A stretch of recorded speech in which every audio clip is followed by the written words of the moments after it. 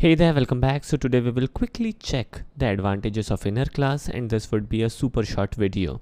Alright, so the first benefit is better real life depiction. For example, an example of a car.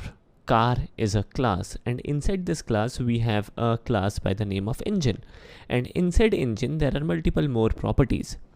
Now in these kind of scenarios it is better to make use of inner class because they will depict the real life scenario better, because car is a class and inside the car we have engine, right? So it is better to make the classes as close to real life as they can. Now the next advantage is inner class could be used only by outer class. Now definitely inner class can access methods and property of outer class but nothing else. The outer class acts as a normal class. Now again take an example of a car.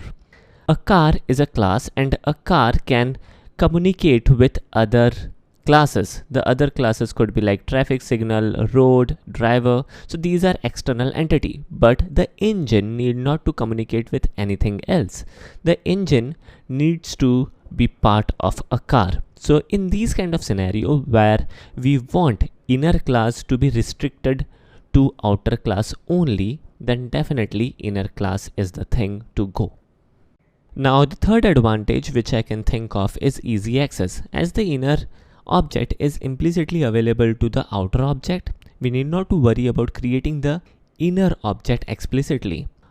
As soon as we create the outer object, the inner object is available to us, right? So this is very good.